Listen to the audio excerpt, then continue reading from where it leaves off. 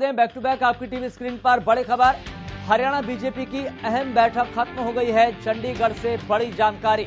इलाहाबाद उपचुनाव को लेकर मंथन हुआ, जिसमें तमाम पदाधिकारी, महामंत्री और संगठन के तमाम मंत्री इसमें मौजूद थे। प्रदेशाध्यक्ष ओपी धनखड़ ने पदाधिकारियों से फीडबैक लिया है कि कौन सा कैंडिडेट इस उपचुनाव के लिए फिट बैठ सकता है, या फिर बीजेपी की इलाहाबाद में क्या स्थिति है, संगठन कितना मजबूत है और किस तरीके से चुनावों के मद्देनजर संगठन को मजबूत किया जा सकता है।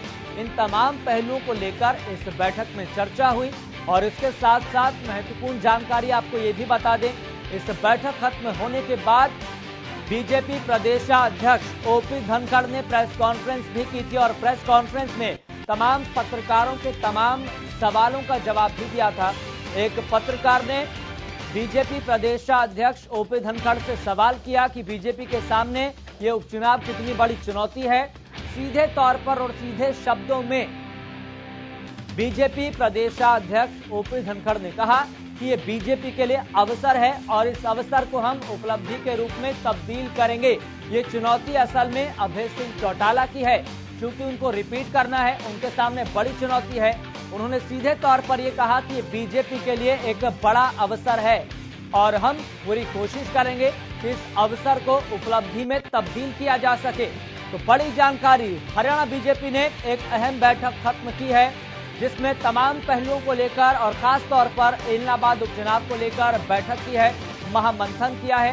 इस बैठक की अध्यक्षता खुद बीजेपी प्रदेशाध्यक्ष ओपी धनखड़ कर रहे थे।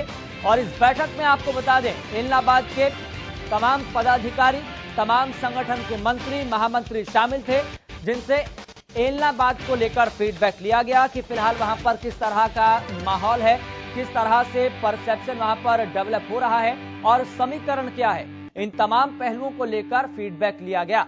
तो इलाहाबाद उपचुनाव को लेकर महामंथन किया गया है। इसको महामंथन इसलिए कहेंगे क्योंकि लगातार तमाम जो सियासी दल है वो इलेक्शन मोड में प्रवेश कर चुके हैं। सीधा फोकस तमाम राजनीतिक दलों का इलाहाबाद उपचुनावों पर है, क्योंकि जब से चुनाव आयोग ने इलाहाबाद उपचुनाव की तारीख का ऐलान किया है और तमाम जो स्केड्यूल बताया है, इसको लेकर कोई भी दल अपने दांव पेच पूरी तरह से लगाता हुआ नजर आ रहा है, महामंथन करता हुआ नजर आ रहा है। तो इलाहाबाद उपचुनाव को लेकर बेहद महत्वपूर्ण जानकारी यहां पर यह है कि बीजेपी प्रदेशाध्यक्ष ने चंडीगढ़ के बीजेपी ऑफिस में, बीजेपी कार्यालय में तमाम पदाधिकारियों के साथ, महामंत्रियों के साथ, संगठन के मंत्रियों के साथ बैठक की है। और इस बैठक में उनसे फीडबैक लिया गया है कि वहां पर फिलहाल क्या स्थिति है, आप ये बताइए, और किस कैंडिडेट को हम उतार सकते हैं। इन तमाम पहलुओं को लेकर, इन एस्पेक्ट को लेकर चर्चा की गई।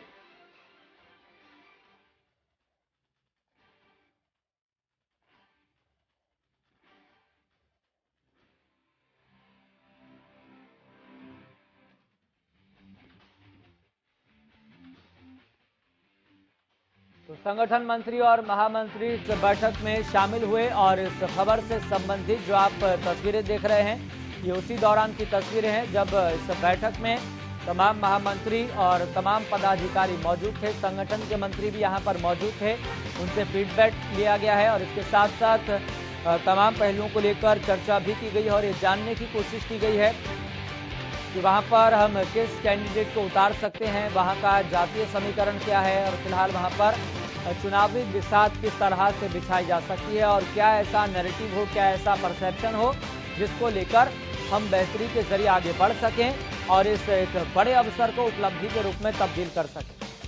तो इलाहाबाद उपचुनाव को लेकर मंथन किया गया है। आपको इस तरह की बैठकें अगले कुछ दिनों तक और कई हफ्तों तक देखने को मिल सकती है, क्योंकि तमाम सियासी दलों के सामने एक बड़ी चुनौती है और इसके अपने अलग ही मायने निकाले जाएंगे। और अभय सिंह चौटाला, जिनके सामने एक बड़ा इम्तिहान है, एक बड़ी अग्नि परीक्षा है, और आप इसको इस नजरिए से भी देखिए, इसको इस दृष्टिकोण से भी देखिए कि इम्तिहान कहीं ना कहीं इलाहाबाद की जनता का भी है। जनता जिसको भी अपना कैंडिडेट चुनेगी, उसके बाद से मायने निकलने शुरू हो जाएंगे कि उसके राजनीतिक मायने क्या है। तो सिरसा जिले के पदाधिकारी इस बैठक में मौजूद रहे, संगठन के मंत्री, महामंत्री इस बैठक में शामिल हुए, जिन्होंने फीडबैक दिया कि वहां पर फिलहाल क्या सियासी समीकरण है, क्या जातीय समीकरण है, वहां पर पुरुष मतदाता कितने हैं, वहां पर महिला मतदाता कितनी है और उनके बीच में भी जातीय समीकरण किस तरह से बन रहा है। तो ये बैठक कई मायनों में इसलिए अहम है क्योंकि बीजेपी के सामने भी अपनी एक बड़ी सियासी चुनौती है और इस सियासी चुनौती से निपटना बीजेपी के लिए भी आसान नहीं है, इनेलो के लिए भी आसान नहीं है, वहीं पर कांग्रेस के लिए भी आसान नहीं है। यानी कि कुल मिलाकर जो तमाम सियासी दल हैं इस मैदानी जंग में आमने सामने तो होंगे ही, लेकिन सबसे ज्यादा कड़ी टक्कर किसकी होगी, किससे होगी, ये देखने वाली बात है और ये बात भविष्य के गर्भ में छिपी हुई है। लेकिन यहाँ पर फिलहाल आपको बता दें कि टिकट को लेकर तमाम सियासी दलों में माथापच्ची हो रही है और माथापच्ची इसलिए कह रहे हैं क्योंकि तमाम सियासी दलों के सामने एक बड़ी चुनौती ये भी है कि आखिरकार किस कैंडिडेट को हम टिकट दें और क्या वो कैंडिडेट पार्टी के पक्ष में माहौल बना पाएगा या नहीं बना पाएगा। ये तमाम सियासी दलों के सामने एक बड़ा सवाल है। फिलहाल आपको बता दें इस खबर पर ज्यादा जानकारी के साथ मेरे सहयोगी रवि कालीरमन जुड़ गए हैं। रवि कालीरमन, तमाम सियासी दलों के सामने एक बड़ी चुनौती है और फिलहाल टिकट को लेकर भी मंथन चल रहा है कि हम किस कैंडिडेट को टिकट दें, किसको उतारें ताकि खुद पार्टी के पक्ष में एक नैरेटिव बन सके।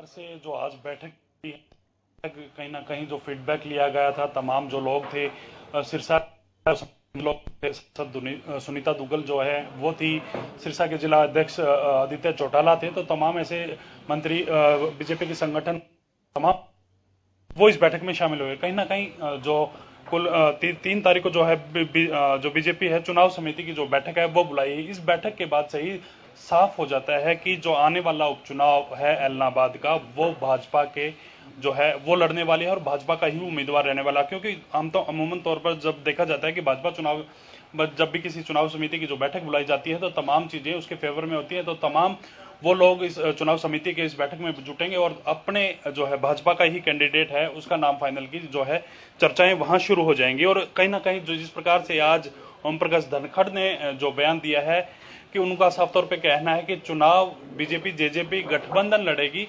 लेकिन साथ ही 3 अक्टूबर को जो चुनाव समिति की जो बैठक बुलाई गई है वो कहीं ना कहीं इसमें जो है मायने पूरी बैठक के बदल रही है। हालांकि उन्होंने साफ तौर पे ये कहा है रवि, क्या इसको पुख्ता तौर पर माना जाए कि बीजेपी का ही कैंडिडेट होगा? पुख्ता तौर पर ये जानकारी है?